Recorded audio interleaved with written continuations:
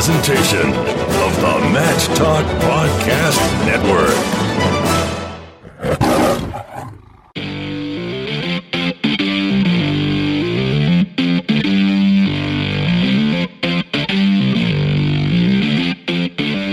It's time for the ODU Wrestling Monarch Mattcast, a show dedicated to all things related to the Old Dominion Wrestling program. On the web at monarchmattcast.com. Now, here's your host, three-time National Wrestling Writer and Broadcaster of the Year, and 2004 ODU alumnus, Jason Bryant.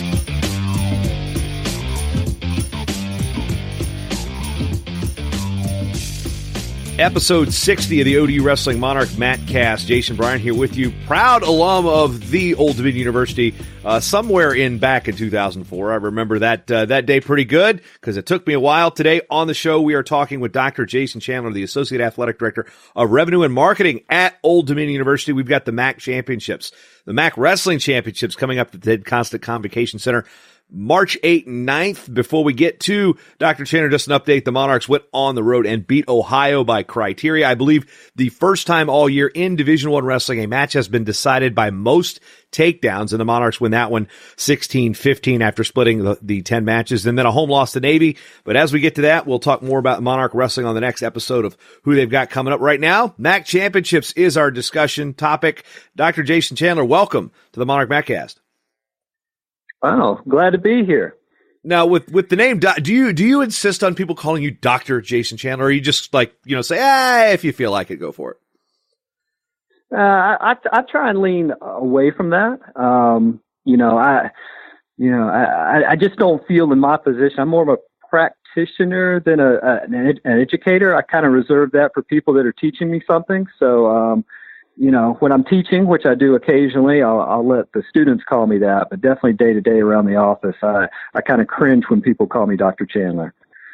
Yeah, I mean, I spent enough time at Old Dominion to probably get a doctorate, but that's neither here nor there. So you say you're educating. Do you still actively teach anything at Old Dominion?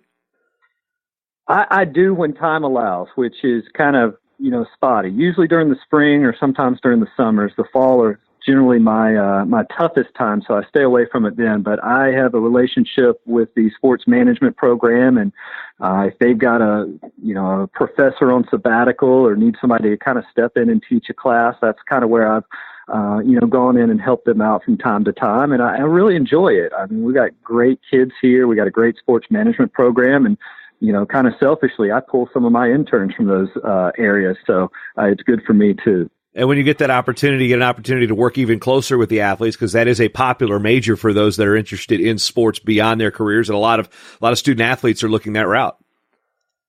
Oh, it is, and I'll tell you, the classes that I have taught, we have a good portion of the students in there that are our student athletes, which is fun to see because you can pick on them a little bit and their background, and we like to say that we see our student athletes at the front of the class and engaging. And so, that's a great thing because you can tie into what they're doing on a day-to-day basis. And that's what it's all about for me is, the practical experience. They need to understand if they go into this field or professional sports, what they're getting into. And so I always like to take it to that level and kind of bring them in from the classroom into the sports arena. In terms of the sports arena and your background, you're originally from Burlington, North Carolina, in between where you went to school in Chapel Hill and that place called Greensboro down there. What drew you to athletics as a career, and what was your background coming into college before you went to North Carolina?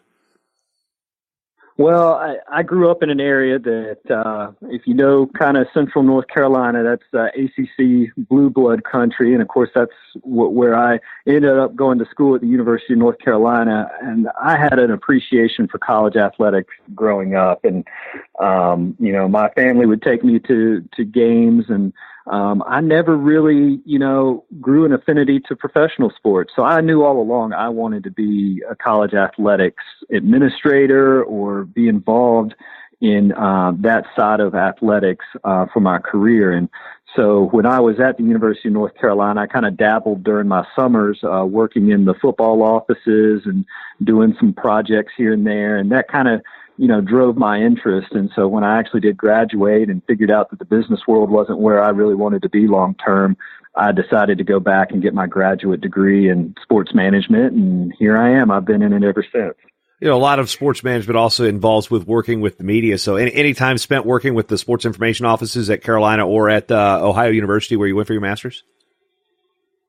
Yeah, definitely. I think it's all kind of interconnected. Some of these college athletics, administrations have, hundreds and, people working for them. Some of them are smaller, but you're always interconnected, especially in this external office that we call kind of ticket operations and marketing and sports information. So, going all the way through, you kind of have an appreciation for that. Although I couldn't sit there and write a press release. I rely on those folks that know how to do that, but I definitely can point them in different directions and say, hey, let's focus in on, some of the things that we've got ahead of us, MAC championship being one of them. So we are kind of planting that seed throughout the season. And we've been trying to do that all along through this ODU wrestling season. As we talk about how you ended up at Old Dominion, you get the doctorate, then you come back to the East Coast. Talk about the opportunity that presented itself at Old Dominion and why you decided to say, hey, you know what, Norfolk's the place for me.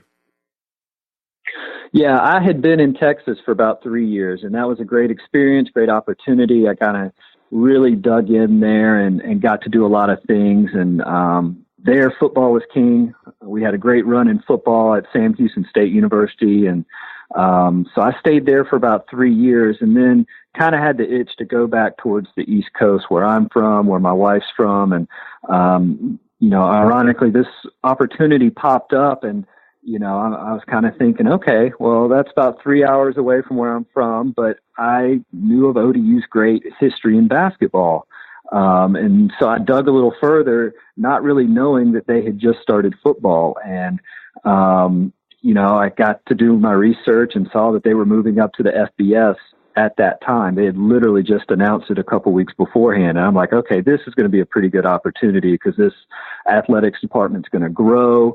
There's going to be a lot of changes that are going to be fun to be a part of.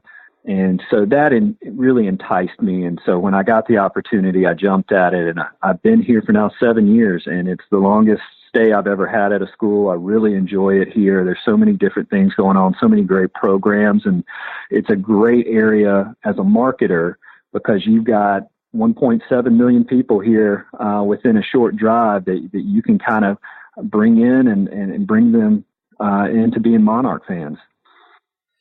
Yeah, Sammy, maybe I'll just skirt over the point that my nephew's a sophomore at North Dakota State right now. We'll just skip over that fact entirely. Yeah, I remember those. Well, it was funny because living up here in Minnesota, the joke when I first moved out here 10 years ago, the first time was, what's the best college football team in Minnesota? North Dakota State. So it was, one of those things with Fargo just being across the line. But as we talk about the day-to-day operations, when you look at titles, because titles can be an interesting thing. I mean, colleges have associate ADs for almost everything, associate AD in turn. I've seen one that was the associate athletic director in charge of equipment, which was like a glamorized name for an equipment manager. That's a little different from what you're doing. You're associate AD in revenue and marketing, which is a vital cog in, when people talk about revenue sports and things of that nature, and bringing in money from the athletics department university, that's kind of heavily on your plate. And so let's start with football season. We'll go kind of season by season here, fall, winter, spring. What is your day-to-day operations like for you as you and your staff when it comes, like fall football season's here. We got, 6-7 home games. How's it work for you? Yeah. I would say our kind of, my prime season starts over the summer, actually, because we are out during the summers trying to sell football season tickets, and that is no small task for us. We're not the biggest staff, and so we really have to kind of go out there and shake the bushes a little bit. And we're out at outdoor events, and another great part of this area is there's so many outdoor events during the summer, and so we try and take advantage of that and go out and talk to people and set up tents and pass out information. But then when we get to August, it's kind of all hands on deck because we've got fall sports starting even before school starts. We've got soccer going on and field hockey, and then at the end of the month, it's all ahead with football. And so football is just a completely different animal than any other sport because it's an all-day event. When you've got a home football game, you start that Monday and pretty much your entire week is built around making sure that everything's running smoothly for that football game. And, we've been lucky here with the support we've had. Game days are great with the tailgating and the atmosphere. And so we've been really lucky in that regard. But we've got new challenges with the new stadium coming online, and that's going to take up a lot of our time this year is prepping for making the game day experience and selling as many tickets in the new stadium as we can. Yeah, I've been quite enamored with Harry Miniam's Instagram videos of the foundation going in, or the pilings being driven, and it's just weird because when I come back home and check out campus, so much has changed. I can't imagine what it would be like to drive by there and not see the clamshells right now. I mean, even for you being there this last 7 years, it's got to be a strange sight to drive by and not see the iconic clamshells of Foreman Field right there as you enter campus. It is an eerie feeling. And actually, I drive by the site coming into work every day. And those first couple weeks after they had torn down the east and west side, you kind of look through and you can kind of see through the trees a little bit that the outline's not there anymore. And it's just kind of a weird feeling. You feel like something's wrong. And, and then with everything that's been going on, there's been so much construction and equipment and, they're moving at lightning speed. And so now with the infrastructure starting to go up, it's going to be exciting literally every day coming past and seeing something new coming out of the ground. It's an exciting thing. And I think our fans are starting to enjoy the fact that this thing is not going to be a 2 or 3 year project. They're going to get to see the end result here in just a few short months and take advantage of that. And as a fan, have a much better experience when they come to our games. We move into the winter season. Basketball having a tremendous season right now. Growing up in Virginia, and kind of in the similar vein as you did. You're right there in Tobacco Road, and I'm sitting there turning on Jefferson Pilot Sports, watching ACC basketball quite constantly. Yeah. I remember Jeff Jones coaching at the University of Virginia and playing against some of those teams in the ACC. And this season really exciting as Coach Jones just fights through his cancer treatment, and then to have another 20-win season for the program. It's got to be exciting here. But from, again, day-to-day operations, what does the winter season look like compared to it does in the fall? Well, winter season's always the toughest right when it starts because you're crossing over football with the start of basketball season. And for us, that's just a lot of time management. But the fun part's when you get past Thanksgiving. If you got a bowl game, that always gets the fan base excited.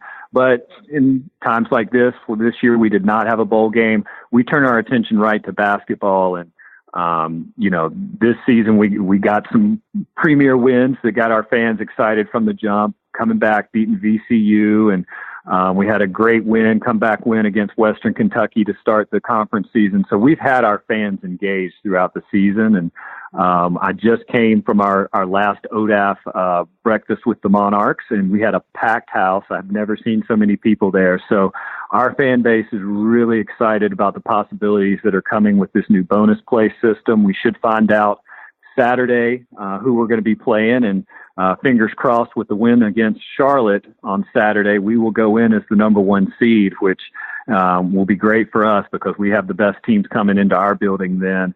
And I'm expecting packed crowds and a lot of energy in the building as we kind of finish off our home schedule. Yeah, it's really cool when you travel the world in the sport of wrestling, and you people equate people to certain schools. And, while I was never an athlete at Old Dominion University, whenever something happens in ODU sports, I usually hear about it from my friends first, quicker than everything. I was listening to the Virginia Tech football game in Trnava, Slovakia at like 2:00 in the morning on my earbuds. And people are like, dude, ODU's winning that game. I'm like, I know, I'm listening to it. Or the Syracuse basketball game, which I happen to be watching every single second of from my computer downstairs on ESPN Plus. It's like, even, it's one of those things. As soon as that game's over, I'm getting tweets and texts. It's like, so people are really starting to associate the brand. And when they see something, they're letting alumni. I'm not, alone in this situation, obviously, but people around the country that are Monarchs alums living outside of Virginia are getting contact from their friends, whatever the athletics programs do something great. And, from your perspective, that also has got to push some ticket sales too when these people come home and like, I want to check out an ODU game.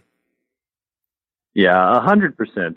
Those games are invaluable. I think, playing a game on the road like that against an ACC opponent was something we talked about and thought strategically it could help us. Win or lose, hopefully it helps your standing in the RPIs and all the metrics going into the postseason. But when you get a win like that, it is a signature win, just like the Virginia Tech win was for football.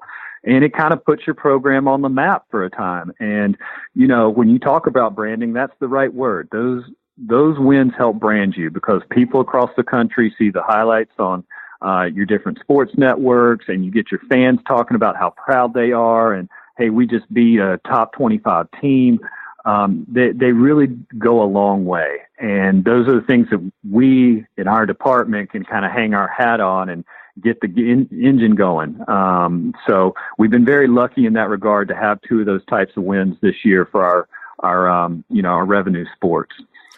And speaking of, we can't forget the round ball in terms of the job that Nikki McCray-Penson's done in her short tenure at Old Dominion. The Lady Monarchs are, I don't know, I'm still going to call them the Lady Monarchs. I don't know what athletic branding's going to call them. I come from that era where I'm going to call them the Lady Monarchs. Shoot me if I'm wrong here, but the job that they have been doing and really bringing back that women's basketball fan base to Norfolk. What's it been like to kind of see that unfold firsthand? It's been really refreshing. And, last year, the number of wins in the column did not reflect, the change that we saw in the culture and the attitude in how the team plays and how hard they play. And then this year, I think now that Nikki has kind of gotten her first class of recruits in the fold, you've really seen that change start to matriculate out on the court. And this is a group that just plays hard. They're up and down the court. They're fun to watch. And our fans are really enjoying seeing that, kind of come back to Lady Monarch basketball. And, it was fun because this past weekend was our alumni game. And, it was our Hoops for the Cure game, our annual breast cancer awareness game. And we were fortunate enough to have Wendy Larry come back. And, the ovation that she got, she is being inducted into the Virginia Sports Hall of Fame, very rightfully so. And to have her back around the program and seeing all the fans and how they support her, and that's what we want to get back to. And I think Nikki's got us on the right track. And in a couple years, she's going to have us right there. So it is kind of been a blessing, and we're looking forward to where this program's going to be in a couple years. Now, we add all that excitement this year. You got the new football stadium being built. You got crossover season. You got 20-win basketball season. You got an improving women's basketball team. And now, all of a sudden, Old Dominion is going to host the MAC Wrestling Championships at the Ted Constant Convocation Center, as if you didn't need another thing on your plate. So before we even get to the actual tournament itself, what is your experience in wrestling prior to coming to Old Dominion? Very little. I'll tell you, the two schools I had been at before Old Dominion did not have wrestling. So, it was kind of new to me. I had watched a couple matches in college. I wasn't that educated in all the rules. So I kind of had to take a crash course my first, season here and get up to speed on, how a wrestling match is kind of produced from a marketing standpoint. And, when it went to criteria the first time, I was kind of my mind was going everywhere because I'm trying to tell our PA announcer, what to announce and how to explain this to the crowd. But it's been fun because I love the sport now. I really like seeing the strategy and, the athletic, ability that it takes. And I've taken my wife to a few matches now, and I think she's a bigger fan now. She literally asked me when the next wrestling match is. So it's not hard once you get people into the building and they kind of grasp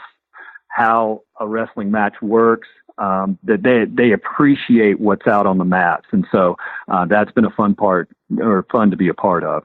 With the move to Conference USA in all sports, this created a situation where some of the sports that the Conference USA did not sanction as a championship sport, teams were scrambling. I mean, we see affiliate memberships in wrestling quite frequently. I mean, there are some weird connections when it comes to sports. I remember a couple years ago, there was a conference, actually it was more than a couple, called the NORPAC in field hockey, which had Stanford and Radford in the same conference. It was the strangest thing, but now we've seen, like the Big Ten no longer is affiliates in ice hockey. They have hockey now, but ODU has been an affiliate in the MAC since the move to Conference USA with schools like Missouri. Northern Iowa was in there for a while. SIUE has come in as an affiliate member. In your experience, how rare is it for an affiliate member of a sport to host a conference championship?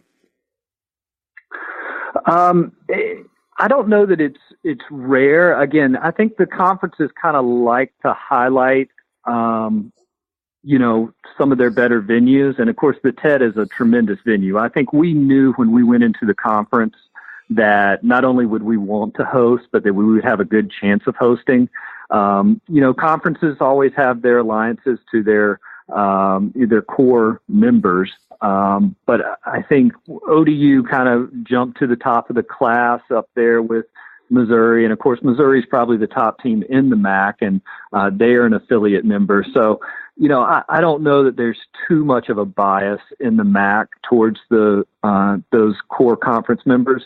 But when you can host a tournament at a place like the TED, I think we had some real healthy discussions with the MAC and realized early on that they would have an interest in bringing it to Norfolk.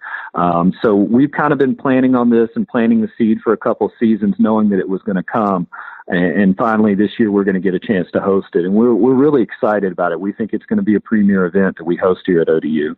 Yeah, March 8th and 9th at the TED Constant Convocation Center. That's a Friday, Saturday. It is the qualification for the NCAA championships. Wrestlers who place at a certain placement per weight class. And if you're a wrestling fan, you kind of know how that works, but you got to hit certain amount of bids per weight class per conference. Those are on the line. And if you don't qualify through the conference, you got to wait it out in the at-large selection process. But when it comes to hosting a conference championship, now ODU is no stranger to hosting NCAA championships. Field hockey was hosted there not that long ago. And what does that do for the workload of the department and your department specifically? Well, it is a lot of work. And it goes from just a one event to an all day type deal, and you're doing it multiple days in a row. And then you throw on top of that some unknowns, because right now we don't know if we may be hosting a men's basketball game. It's quite possible that once the bonus play schedule is announced here this weekend for men's basketball, we could be hosting a men's basketball game at some point during this wrestling championship. And we've got contingencies for that. But, it's just a lot of things going on. We're just starting baseball this weekend with a doubleheader today, and then Saturday we've got lacrosse starting on top of men's basketball. So it's just a busy time of year. We know it's coming. Our staff knows it's coming, but that's why it's important to do the prep work in advance. And I feel like we've done a good job prepping for this tournament.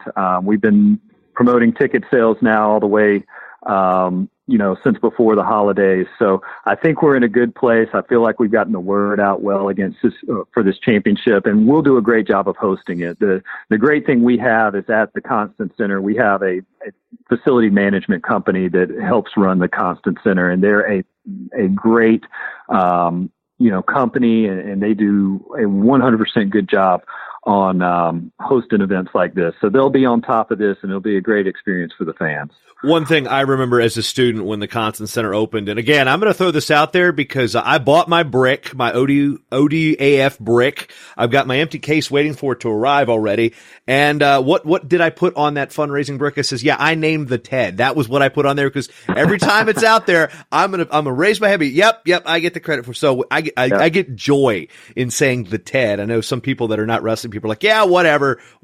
Yeah, but I put that out there. So when I see the TED and people coming into it I remember back in the Fieldhouse days. I remember what it was like and how easy really it was to kind of just get on the floor. And, it was cool that we had that access. But at the same point, when the TED opens and all of a sudden there's ushers and operations people tell us, no, you can't go there. It was like, wow, this is a professional venue. They start the role of Old Dominion basketball just seemed to change. It was like, this is a professional event. Even it's college sports, but as a professionally run event, and having a facility like that has really elevated, I think, the scape of Old Dominion athletics, being there as a student and then being there from afar, looking at it and having come back to get to announce certain wrestling events every couple of years in there. And, when I come home and I see a men's or women's basketball game in there, it's just really a treat to see that we have such a first class facility to host events like this. Not just the rush I got when I finally graduated after 7 years and got to walk through there, but, how is it from, other places you've worked that like the Concert Center is a real shining star in college sports as a whole? It really is. I remember the first time I stepped foot in the TED, and it was actually when I was interviewing for the job, and the lights weren't all the way on, but you could just tell what kind of venue it was. I mean, it was built the right way, and it was built for college athletics and the needs of a university. And we like to talk about places that stand the test of time. And even though the TED is only, about 15 years old now, I've been in buildings that are not as old as that, and they look like they're not up to date. And that's what I think the TED has been such a great, venue for us, is because it looks like the day it was opened. And that's because of the upkeep, and we try and we've added video boards and ribbon boards, and, it's just a place that our fans feel at home.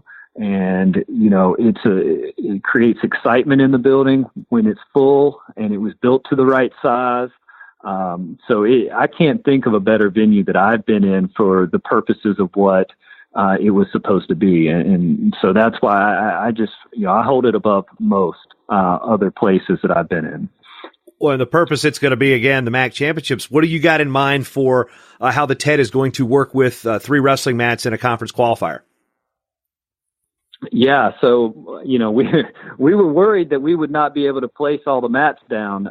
So the first thing we did before submitting the bid is making sure we could fit all of them, because the TED has never hosted a wrestling championship like that, with putting 3 different mats down at the same time. And then you have to look at all the timing equipment and syncing those up with the scores and the video boards. It's just a whole different animal from even some of the other events, like, the TED hosts concerts and different things. This will be a different animal, but we've gone through all of that, and we feel like we're in a good place. And we also feel like we do a really good job hosting conference championships. So, we've got a VIP package we're going to offer, where fans can buy an upgraded ticket and have food and alcoholic beverages and tickets provided for them.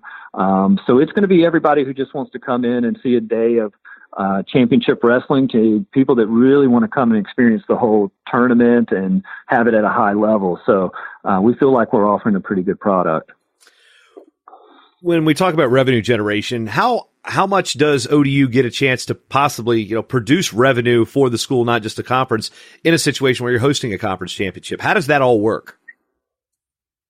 It differs by conference. So Conference USA, which most of our sports are in, the way they do it is the conference gets the ticket revenue, but what they do is they reimburse you for some other costs as long as you are marketing the tournament. So it's basically a built-in incentive for you to go out and spend some marketing dollars, because they're going to reimburse you for some of the expenses.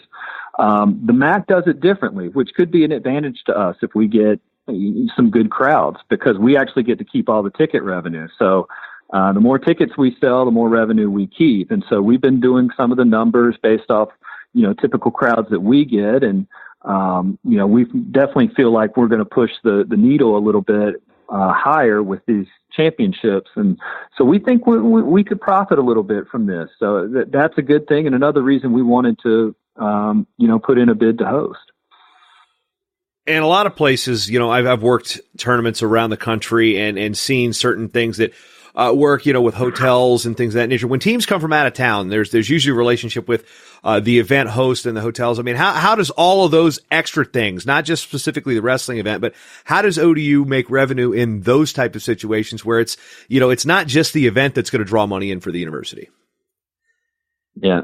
Well, with these kind of one-off deals where you've got a championship one year for wrestling, and then we're probably not going to host again for a little while, it's more, important to try and go out and get some food partners or get a naming rights for the championship, which we're allowed to do. And, sometimes those can be from the hotels that are going to benefit from the teams coming in. The thing is, we've got our hotel that's on campus, and I think some of the officials and people that are working the tournaments are going to be in that hotel. But then you really go into downtown, and then past that, it's kind of far reaching out to the beach in Chesapeake. So we don't have like a primary hotel that's big enough where if we were hosting football teams every weekend, throughout basketball season, where we would have that really solid relationship, and that's kind of our headquarters for incoming teams. We don't have that right now. So, it's a little bit harder to, I guess, reap some benefit from that, but at least we have enough hotels. If you go to other places in our conference that are kind of out of the way, maybe not near a big city, it's tougher to get that hotel space. So it is important, but we've got enough here to manage a tournament like this without any real headache. One thing that I've seen that's really kind of changed the game a little bit, and it sounds kind of cheeky to say almost, it's alcohol sales. And the NCAA, I believe last year was the first time we had beer sales at the NCAA championships, if I recall. I'm down on the floor. I don't actually get to partake once we start the tournament, so I don't get to have any of that type of fun. But from a revenue producing standpoint, and from a creating a social atmosphere, it might seem like, oh yeah, alcohol's not a big deal, but it really seems to kind of add to kind of maybe a party atmosphere, having that just available. How has that kind of changed the way that marketing and revenue generation has worked when creating an event to give people, say, this VIP package that want to sit back and have a beer or a glass of wine while watching an event all day? Yeah, I think it helps. The research out there says that, if you can offer alcohol sales, that one, it takes away from people, especially when you're talking about football, from, binging outside the stadium when they're tailgating and coming in, and it creates less problems. We haven't done a lot of investigation into that. It's kind of an institutional decision. What we've decided is that we're going to have it in certain areas that are dictated by giving level. So that's one model to do it, is you're trying to increase your donations by giving people access to alcohol service in stadium. And that's what we do at football and at the TED.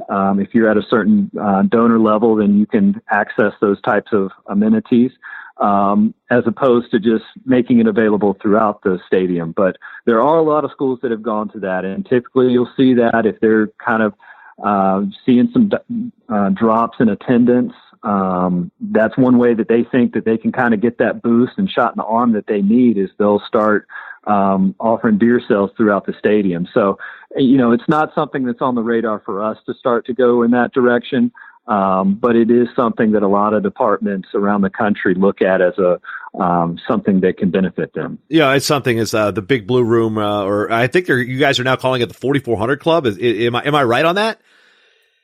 The 4400 Club is actually up on the third floor of the Constant Center, and it's a season ticket that we sell up there. The Big Blue Room is down on the ground floor, and that's available to anybody that is a $500 or up donor.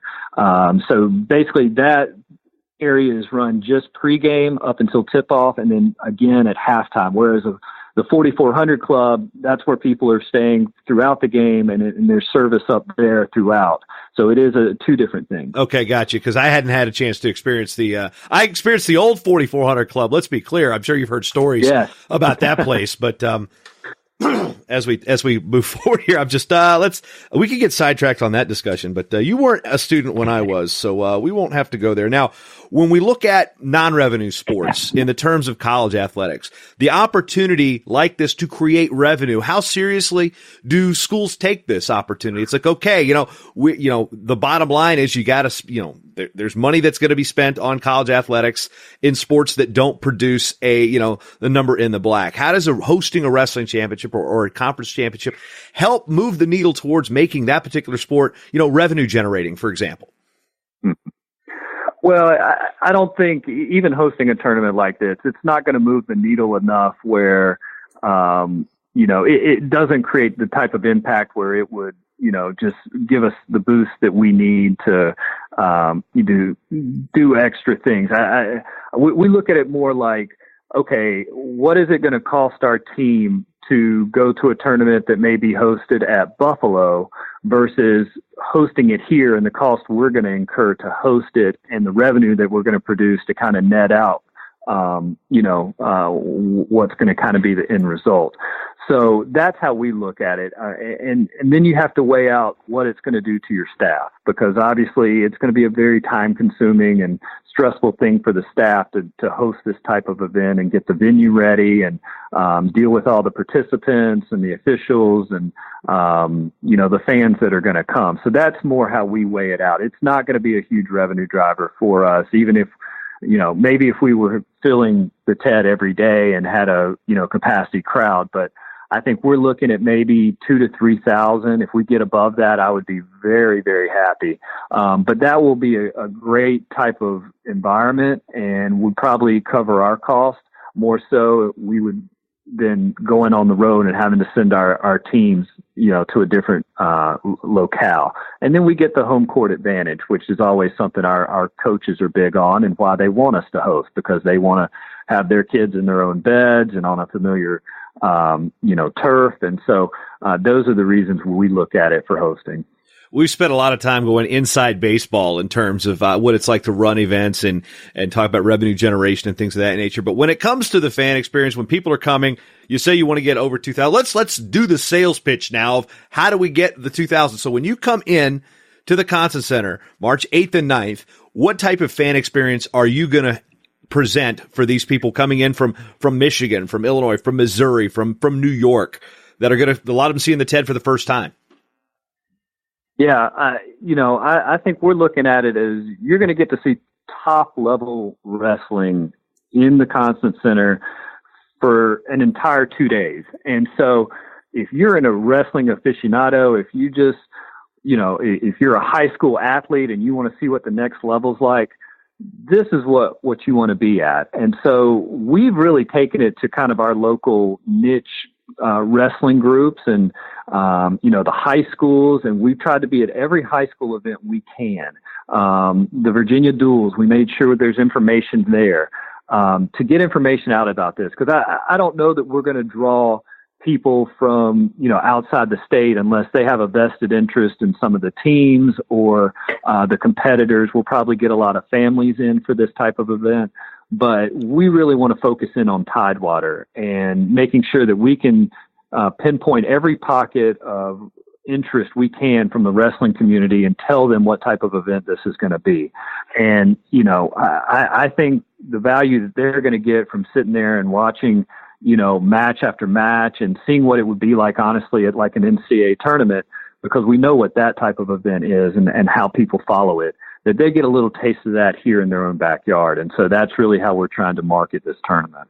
Once again, the availability of tickets is at whynottix.com. If you're a Monarch fan and you bought tickets there, you know exactly what it is. It's Y, that's the letter Y, NOTTIX.com. You can sit there and hit more events. You'll find tickets for the MAC Championships, the All Tournament Pass, available $30. Ticket Friday and Saturday. All seating is general admission, unless you want that VIP package.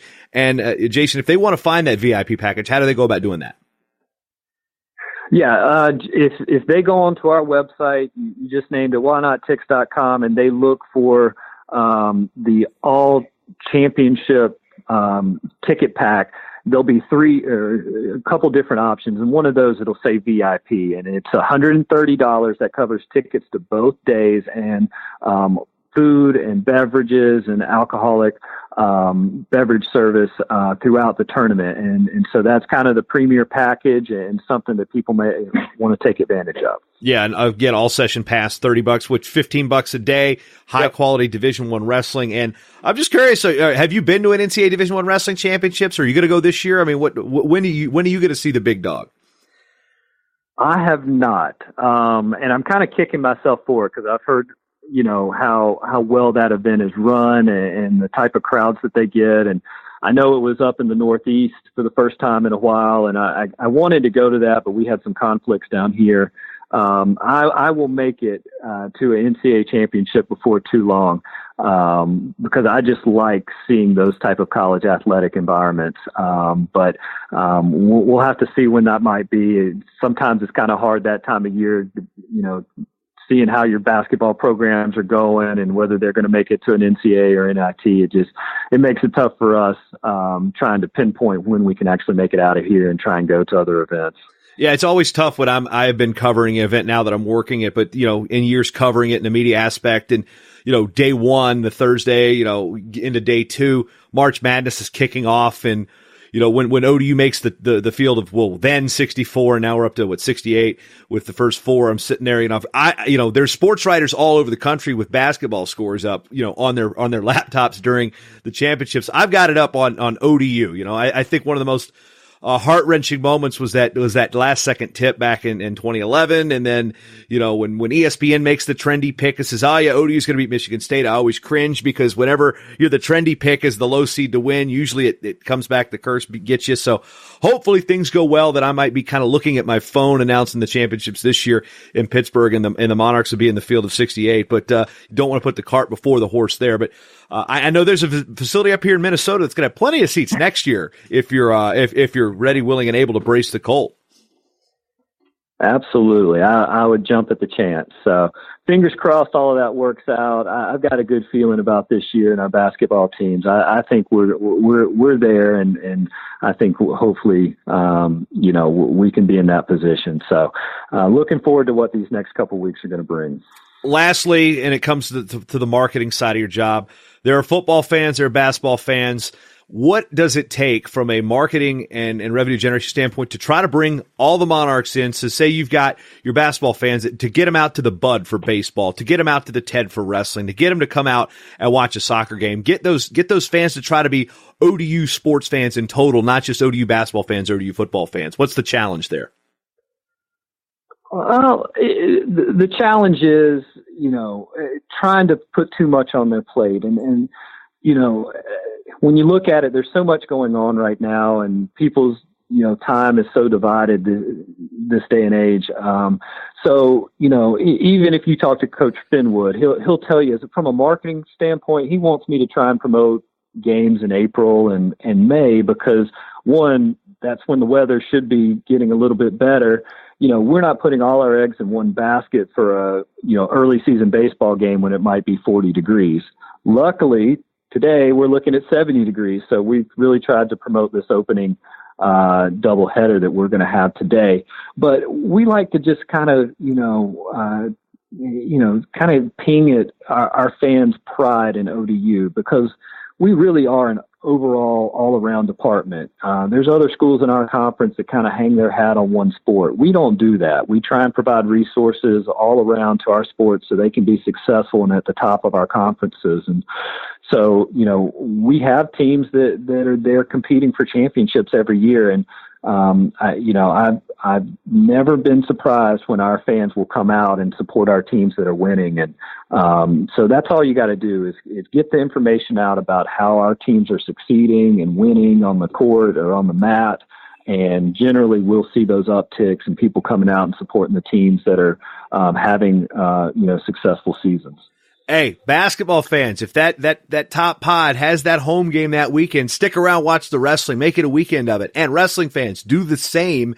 Although, it might be tough to get an ODU ticket for a home game if that becomes the case. But, Dr. Jason Chandler been very informational on how things work at Old Dominion in regard to revenue generation and marketing. There's so many different things we can go on this. We'll probably have you on the show later on down the line to talk about more things as it relates to wrestling, not just the MAC championships, but again, the MAC championships at the TED, March 8th and 9th. This is what Old Dominion Wrestling is going to use for its primary qualifier to the NCAA Wrestling Championships coming up 2 weeks following in Pittsburgh at PPG Paints Arena. Information on the MAC championships at whynottix.com. VIP package of $130 for the whole tournament, or your general admission for $30. All your information's right there. And of course, all of that at ODUsports.com. Jason, it's been informative and educational. Thank you for the time today, sir. I enjoyed it, Jason. It's been a pleasure. And thank you for all you do to get the word out to Monarch Nation about everything that's going on here on campus. Before we finish up, for those NCAA championships, I want to let you know that I do produce something called the Division I Wrestling Championship Preview Guide, WrestlingPreviewGuide.com. Listeners of this program and Monarch fans can get a $5 deal on that by going to WrestlingPreviewGuide.com/ODU. That will already bake in your $5 savings. Every wrestler, every result. So you, Monarch Nation, will be prepared when our Monarchs go into battle at the NCAA championships. And for you, Jason Chandler, you could be familiar with who you're going to see maybe in the future when you finally get to an NCAA Wrestling Championships. I mean, this is everything you're going to need to know. You're going to benefit. The listener, you, the wrestling fans, going to benefit. WrestlingPreviewGuide.com/ODU. That's how you end the show with a sales pitch. I like it. I'll tune in for sure.